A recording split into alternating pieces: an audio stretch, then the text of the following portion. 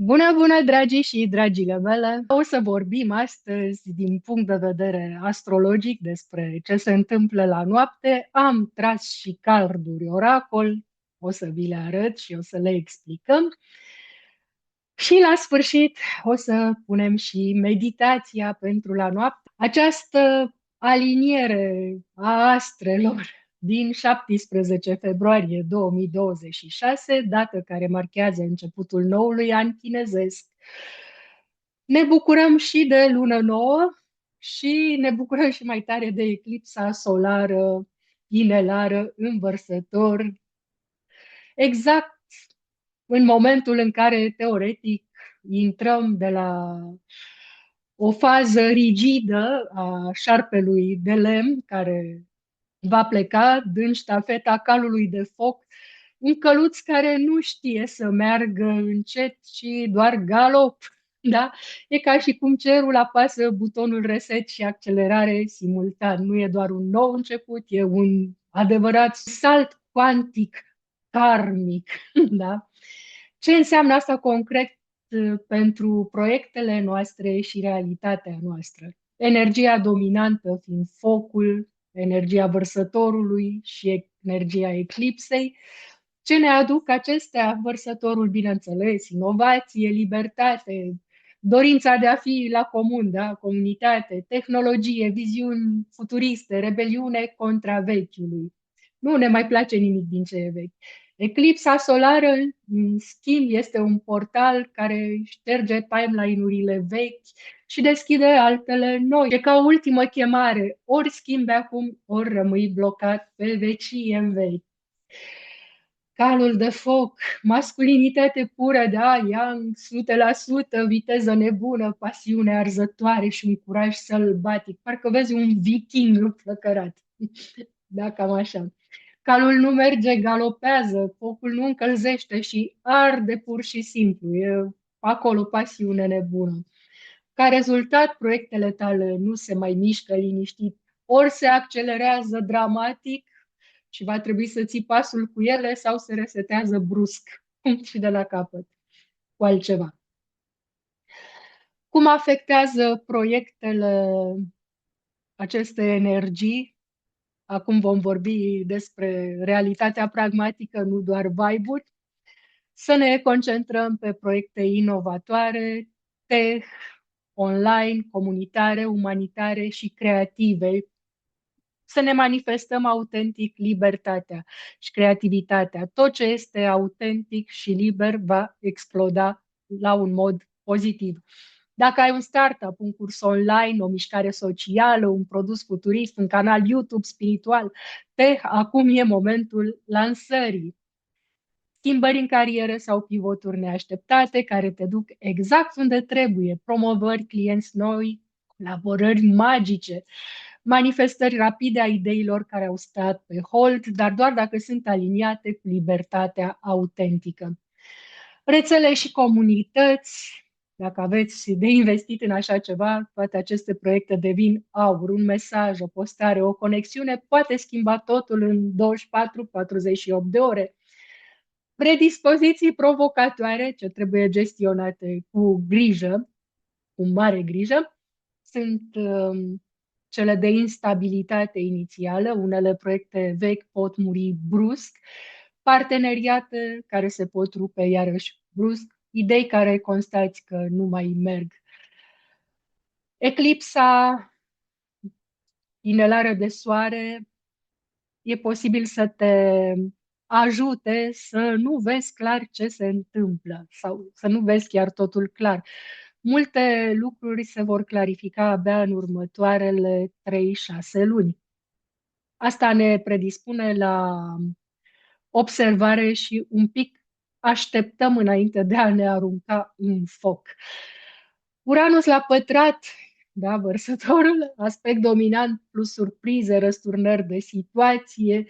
Din senin, poate cineva de mult uitat te va căuta, un client, un fost iubit, un fost suflet geamăn sau pereche, dar deopotrivă se poate întâmpla să apară și un blocaj tehnic, complet neașteptat. Nu e cel mai bun moment să forțezi contracte mari sau decizii irreversibile. Energia este mai bună de observat, acționat, intuitiv, decât să planificăm rigid. Ce predispune real pentru următoarele 6-12 luni, acest nou început de an nou?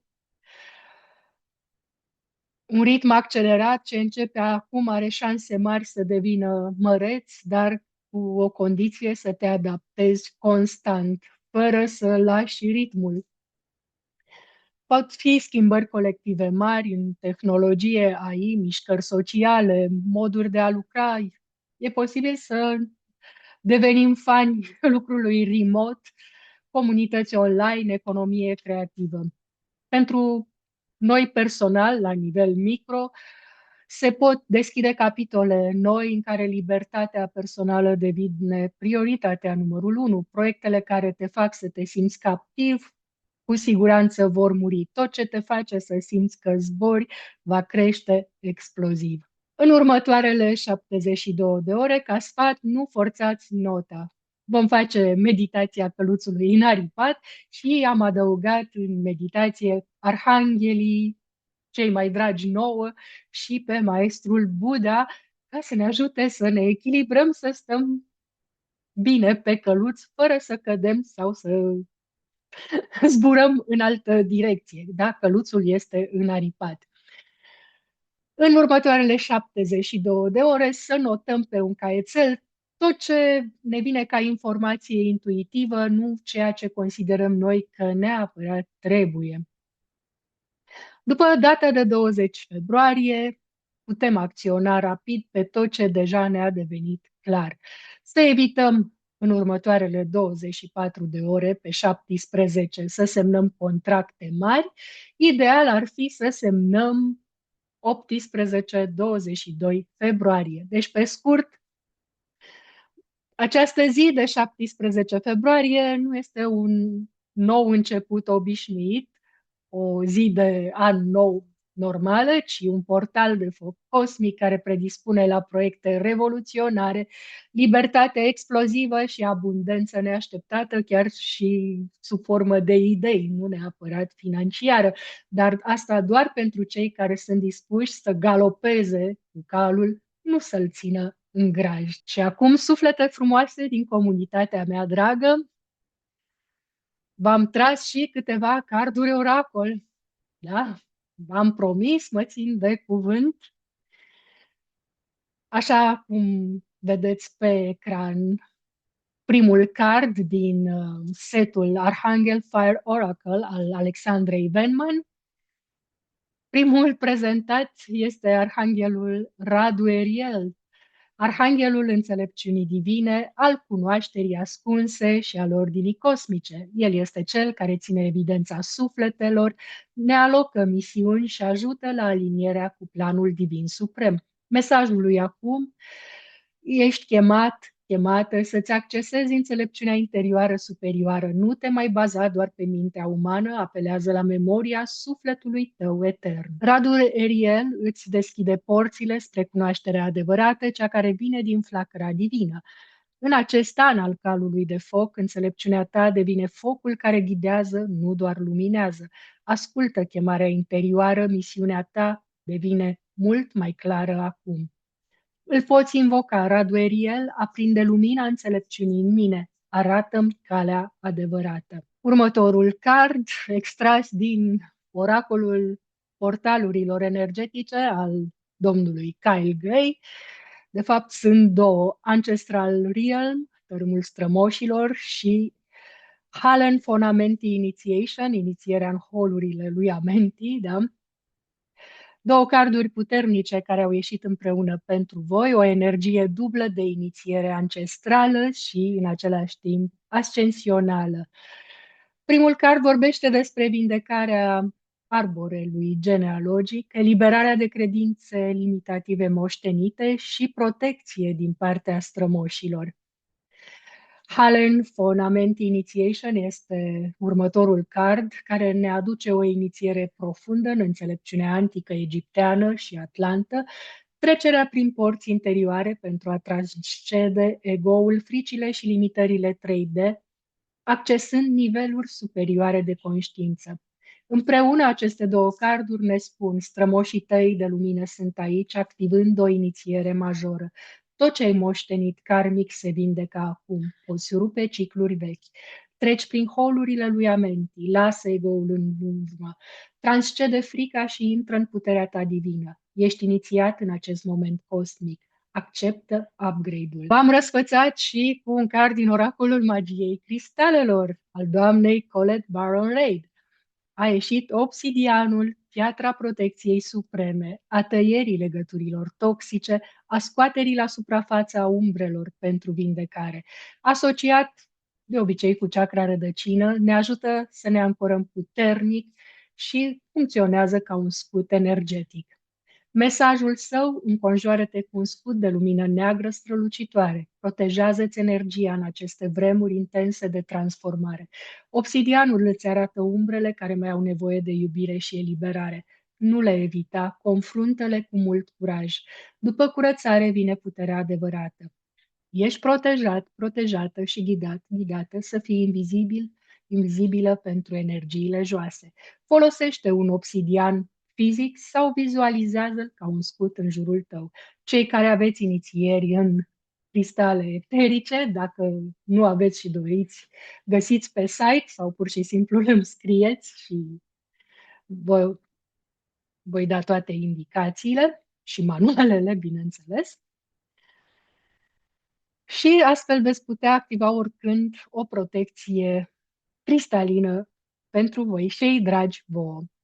Următorul card din The Star Seed Oracle al doamnei Rebecca Campbell, Breath of the Cosmos, respirația cosmosului, un card superb de predare și încredere cosmică. Mesajul esențial, încetează să mai micromanagenuiești universul, da? Predă-ți voința ta voinței divine. Respiră respirația cosmosului și trăiește clipă de clipă în prezent, fără să controlezi viitorul. Când te predai, fluxul vieții te poartă exact unde trebuie. Ești parte din ceva mult mai mare. Lasă cosmosul să respire prin tine. Este un card perfect pentru această eclipsă, să renunțăm la control și să primim miracolele. Bineînțeles, tot la cererea voastră am scos și pachetul Angel Numbers Oracle și au sărit două carduri pe care am preferat să le iau împreună. Cardul 1414, Embrace Healing, îmbrățișează vindecarea, și 2525, Spiritual Insight. Așa cum ne spune și titlul, da? Trebuie să îmbrățișăm vindecarea, să ne vindecăm profund în plan emoțional, spiritual, relațional și să fim deschiși la noi începuturi după eliberare. Construiești fundații noi pe baza iertării și a creșterii personale.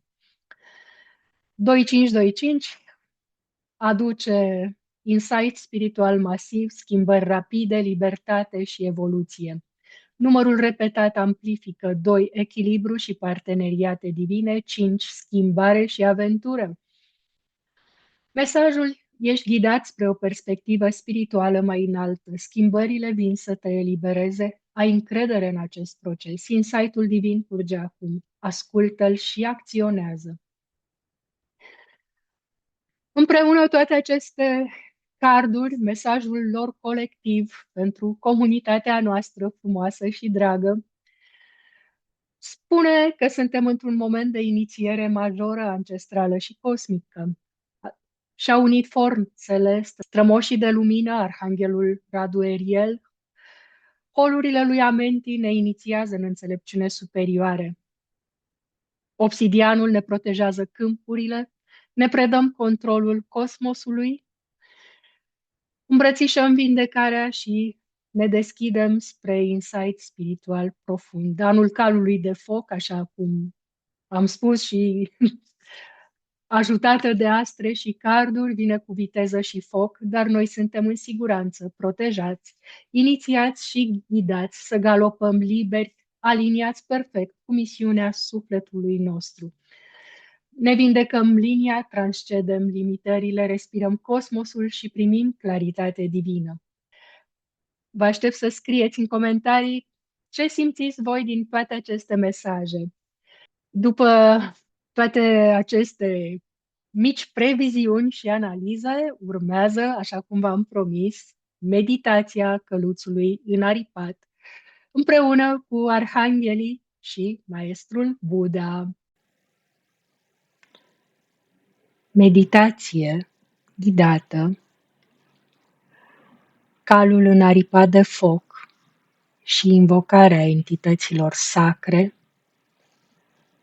pentru a trece portalul inelului de foc din 17 februarie 2026. Găsește un loc unde să nu fii deranjat timp de cel puțin 30-40 de minute. Așează-te cu spatele drept, eventual cu o pernă sub șezut, ca să-ți menții coloana natural aliniată.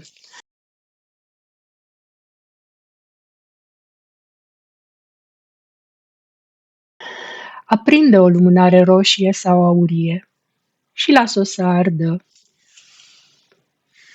mai mult timp înainte de a începe meditația, pentru ca flacăra să devină stabilă și vie.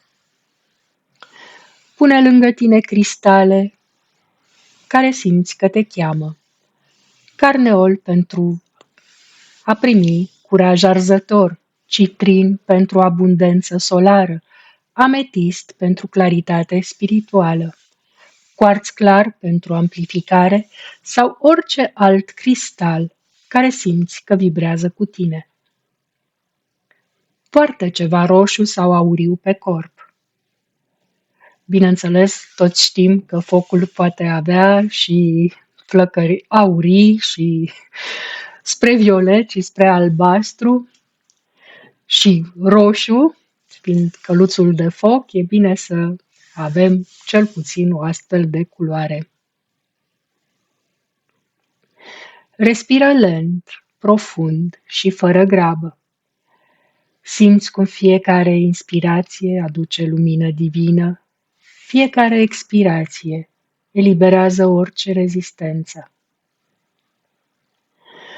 Închide ochii blând și spune în șoaptă sau în minte, cu voce fermă și iubitoare: mă deschid acum spre cel mai înalt bine al meu și al tuturor ființelor. Îmi invoc aliații mei divini. Sunt pregătită să zbor în echilibru, în foc și în pace. Simți cum pământul de sub tine devine viu, pulsând la unison cu inima Gaiei. Rădăcini de lumina aurie și argintie coboară din tălpile tale adânc în centrul pământului, ancorându-te în siguranță eternă. Cerul de deasupra se deschide ca o cupolă de catifea neagră presărată cu stele vii. Vezi cum apare inelul de foc al eclipsei, un cerc perfect de flăcări albe, aurii și portocalii intense. Un soare eclipsat care radiază revelație, nu întuneric. Din centrul inelului coboară o căldură magnetică, învăluitoare ca o îmbrățișare a surselor. Auzi un nechezat profund, melodic, care rezonează cu toate structurile tale. Apare calul înaripat de foc, o ființă mitică de lumină pură. Îl vezi. Corpul lui alcătuit din flăcări vii care nu consumă, ci iluminează. Aripile imense, translucide, sunt irizate cu aur, rubin și safir și se desfac lent ca niște vele solare. Coama și coada lui sunt cascade de foc cosmic, care lasă în urmă dâre de stele. Calul se apropie de tine cu grație regală. Simți căldura lui ca pe o binecuvântare sfântă. Întinzi mâna stângă spre fruntea lui. Când îl atingi, o undă de foc pur îți urcă prin braț, ajungând în plexul solar, mergând mai apoi prin inimă și coloană. Simți cum se trezește focul tău interior, fără a fi lăsat totuși să devină haos. Chiar acum, din jurul căluțului înaripat, vezi cum se materializează prezențe sacre, aliați eterni care chiar așa pe tine te așteptau. Primul apare arhanghelul Uriel în dreapta ta, cu aripi de flăcări aurii și o sabie de lumină lichidă. El este lumina lui Dumnezeu, păzitorul înțelepciunii și al focului sacru. El îți oferă claritate mentală și iluminare instantă. Simți cum orice confuzie se risipește în prezența lui. Totul e clar. Arhanghelul Ariel se așează lângă Uriel și poți să-i vezi aura de leu auriu și aripile verzi aurii. Ariel, leoaica lui Dumnezeu, păzitoarea naturii și a curajului sălbatic. Ea îți amintește că abundența vine din armonie, cu forțele vii ale creației. Ea multiplică resursele tale naturale și interioare. Simți forța, îți simți puterea. Arhanghelul Mihail se poziționează în fața ta, cu armura sa de lumină albastră și sabia lui de foc alb. El este protectorul suprem, cel care taie orice lanț, nod, funie, orice frică, orice atac energetic. El deschide drumul tău de succes, făcând ca obstacolele să se dizolve ca fumul. Arhanghelul Gabriel apare în stânga ta, ținând un crin alb, iar mai apoi îl vezi cum scoate o trâmbiță de lumină. Mesagerul divin este cel care aduce vești bune și revelații. Te va ajuta să-ți clarifici mesajele sufletului și ale universului. Vocea ta interioară devine acum clară ca un clopot. Deasupra ta îl vezi plutind pe arhanghelul Raziel, cu o mantie înstelată și cartea secretelor în mâini. El este păzitorul misterelor divine și al cunoașterii ascunse. El îți dezvăluie codurile tale sufletești, aliniindu-le cu destinul tău cel mai înalt și cu fluxul abundenței cosmice.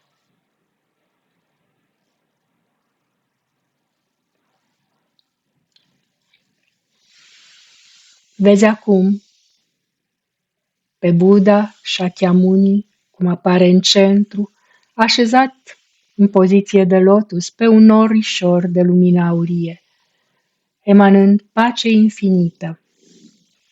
Prezența lui liniștită echilibrează focul intens al calului, când energia devine prea arzătoare, prea yang. Buddha îți amintește de vidul luminos, de non-reacție, de echilibrul profund. El menține centrul tău nemișcat, chiar și în galopul cel mai rapid. Acum, simți cum Maica Domnului se așează blând în spatele tău, cu o mantie albastră înstelată și coroana sa de stele. Ea emană o compasiune maternă infinită, o liniștire blândă ca roa. Când focul devine copleșitor, când inima ta bate prea tare de entuziasm sau teamă, mâna ei se așează pe umărul tău, aducând pace, iertare, vindecare emoțională și o protecție atât de dulce. Toate aceste prezențe divine formează un cerc sacru în jurul tău și al căluțului tău înaripat, un vortex de lumină multicolori care te protejează, te amplifică și te echilibrează. Căluțul își pleacă aripile, iar tu te urci pe spatele lui și simți cum te contopești parțial cu el.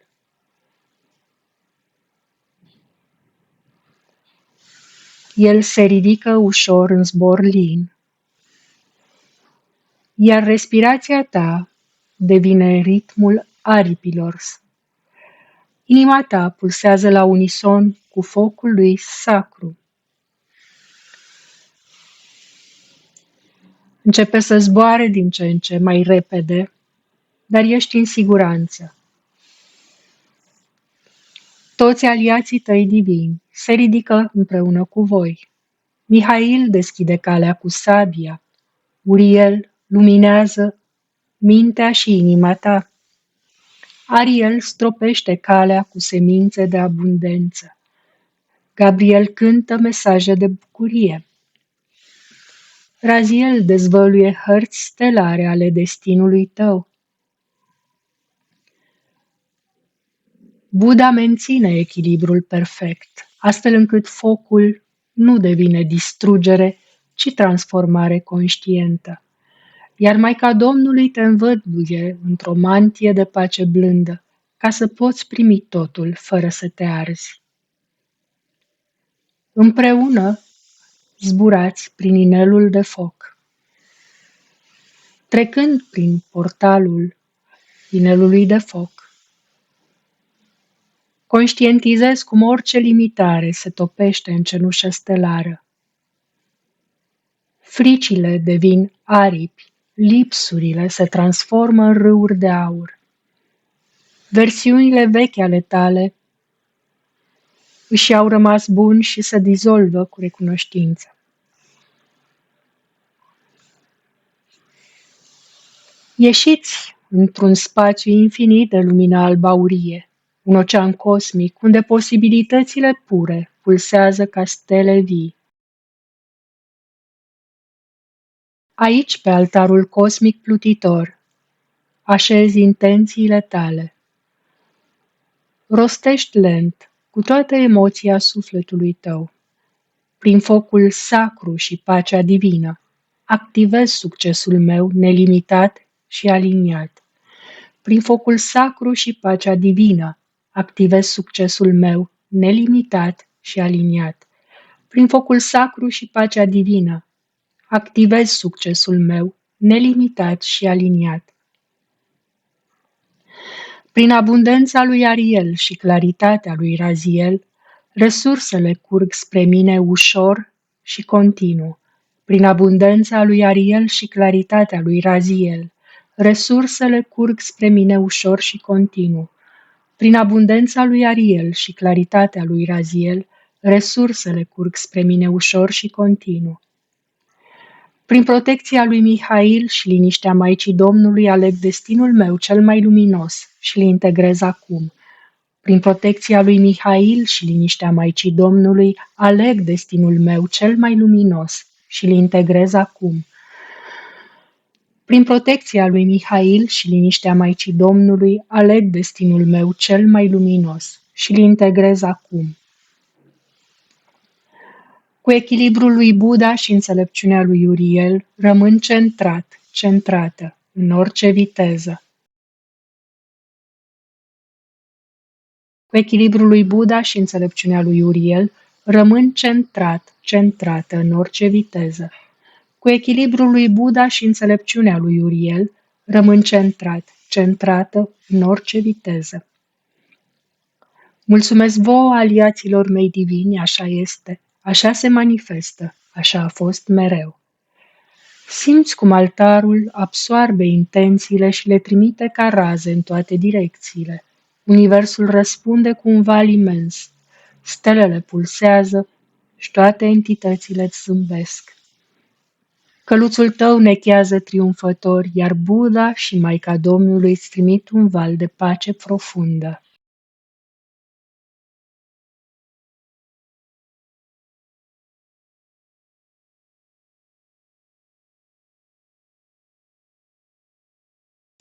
Acum coborâți lent.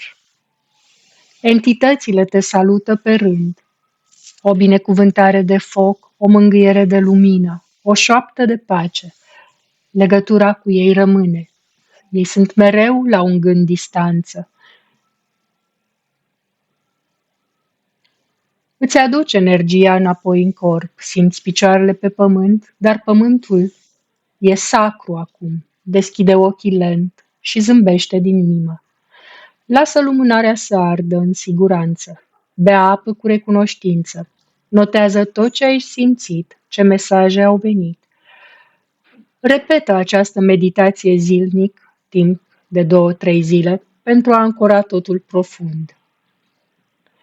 Ești acum un călăreț înaripat susținut de o armată de lumină, echilibrat între foc și pace, protejat și iubit infinit.